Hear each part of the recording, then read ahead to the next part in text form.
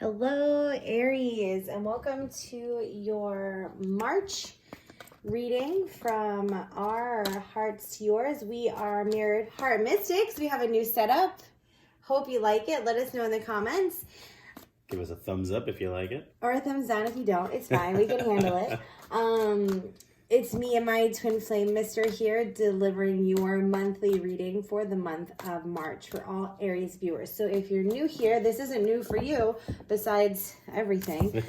So welcome. And if you are a subscriber, welcome back. We appreciate your subscriptions, your likes, your shares, your comments. So please give it all the love so we can continue to get our message out there for everyone. Yes. Thank you for joining us.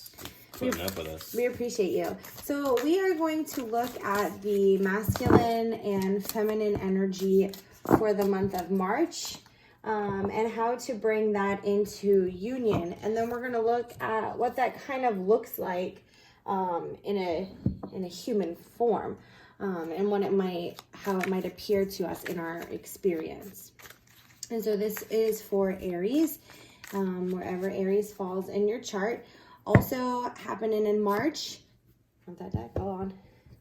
Also happening in March, Mercury goes direct on March 9th, meaning, I'm going to do 4 up top if you don't mind. I'm going to throw one more. I'm gonna. Mercury goes direct on March 9th. Also on March 9th is a full moon in Virgo. So I feel like that's a huge, like Mercury going direct in the full moon, everything that you've revisited and remembered and released is actually dumped on the full moon. And then Mercury goes direct on the full moon, which is a super moon. And just kind of giving everyone the green light to move forward. We have like the spring equinox happening. Right. Yeah, that's a big deal. There's a lot of energy attached to that. Yeah, like it's all new things and yeah. Well, you think about rebirths. spring when flowers bloom, so it's right. when everything that's dead is gone now, so it's just starting fresh. Such huge energy in March. Full moon on the 24th, I think. And Aries, happy birthday to you all. Aries season starts in March on the 20th. So happy birthday to our Aries viewers. Okay, here we go. The feminine energy, which everyone has, is the divine healer, sacred wisdom, and knowledge that comes in. And we have wise leader. Yeah, you know, your divine feminine energy, it is a wise leader. It does give you, you know, it's your sense of intuition. It's your divine knowledge. And it's nothing anyone else can teach you, but others can awaken. And so I feel like the divine feminine is really awakening as a beacon, it says, for others. So really allowing Aries for that wisdom to come in and not only be something that like you understand and something that is meaningful for you, but really like pay it forward and start to communicate some of the awareness and the light that you bring. Yeah. So how about that masculine energy, which is the action? Staying focused. So I feel like my missus said, with the feminine being a wise leader, in order to be a good leader, you do have to remain focused on the mission that it is that you're going for, and make sure that you keep, if there's others around you that you're leading, keep them on track too, and focused and motivated, and make sure you're working consistently as a whole to get what it is that you're trying to get accomplished. Your tribe, yeah. Definitely, and like stay balanced. Right. I think is really important too. You're right. In that tribe that my mister was talking about, that can be family, that can be your work, that can be your intimate relationships, romantic relationships. Your kids. It's just making sure that your action is focused. So how do we do that on a spiritual level? Recognize that there is signs coming in from spirit and guidance coming in from spirit. Don't overdo it. Don't obsess about things. You know, what's happening is the light is just crazy. Don't obsess about things. quit putting too much emphasis. It's obviously our new set, so we're going to be crazy with it. That's it. Quit putting emphasis on things that are not, I guess, like that stay focused. Like, yeah. But this is the feminine. This is the feminine side of things. Yeah. So figuring out your tuition versus like trauma can be challenging. So as the signs come in, don't over explain them to yourself. Don't try to find an answer or a meaning or a reason. Just kind of acknowledge them and let it come to fruition. For the masculine side of things, we have like kind of flow with any of the setbacks and challenges. Like my mister was saying, when we're staying focused, like we're also teaching other people how to stay focused and how to behave and how to, not behave, but, like respond and things like that. We teach them. So make sure you're being really flexible. And the Four of Pentacles to me is about balance. 4 is a really foundational number. So it's about, I think the two of them just not overdoing your intuition and letting it really just come in and kind of sit and fester and bubble up and not attach too much meaning to it. And on the masculine side of things, to be really flexible. People are watching you. Keep your balance and just trust that you're divinely protected. Yeah, I keep hearing lead by example. So I feel like that's a big thing this month for you, and especially I feel like with this card, it almost looks like that the mouse is like being a little bit sneaky.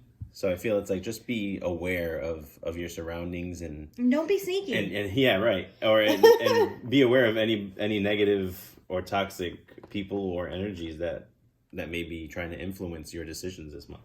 And that you are jumping in alignment. People only influence us as much as we allow for them to. Yeah. So if you have influences in your life and they're not lining up with where you want to be in say 5 or 10 years, like that starts today.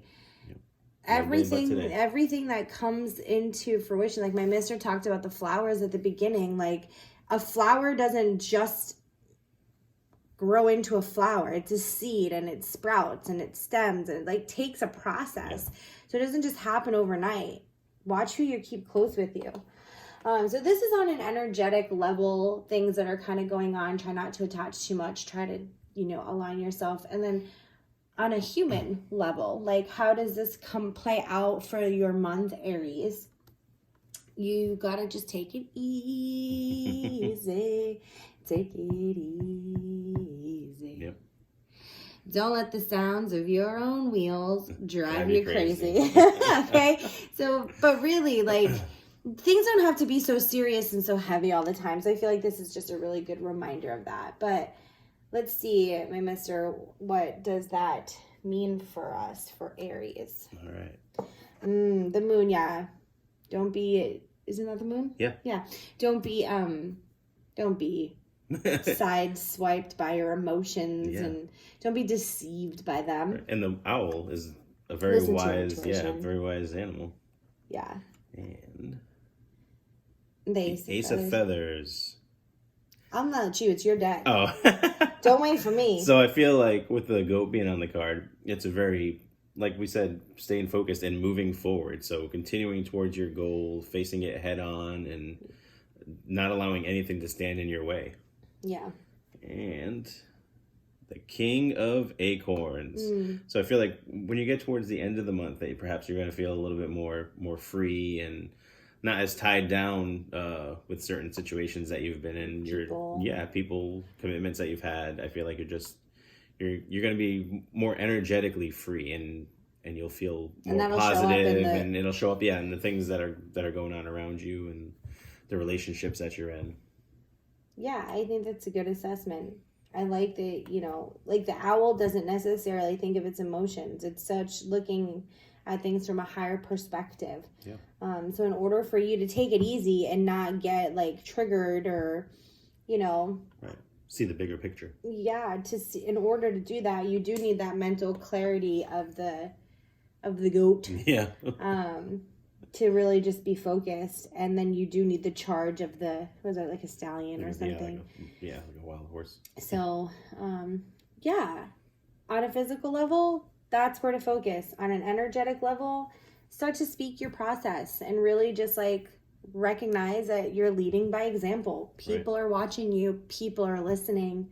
How do you want to be communicating? Okay. What about love? About love. What about love? Chemistry. Yeah, there's definitely a relationship in your life that is stronger than others. Maybe a twin flame, divine lover of some sort, a really strong soulmate. It could be a romantic relationship. It could be your child or someone in your family or a close friend. But you know this relationship because it feels different than any other relationship you have in your life.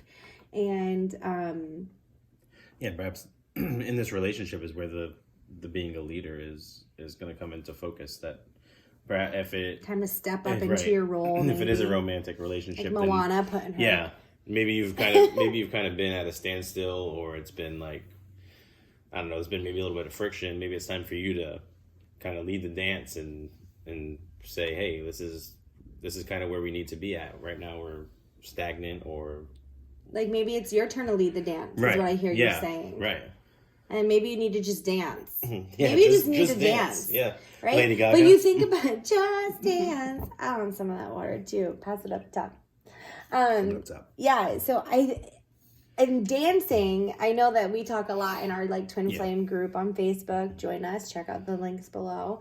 But we talk a lot about the dance there, and there is so much chemistry in dancing. I went to school for dance, so like in order for everyone, if you're doing like a group number or you're doing a duet, like you have to be able to feel your partners. Everyone has to be able to feel each other, feel the vibration of the music, and work in tandem. So I think that that's what's happening for you, Aries, in the month of March. So we hope that this gives you some clarity and guidance. Yeah. And we wish you all the very best. Take care. Bless.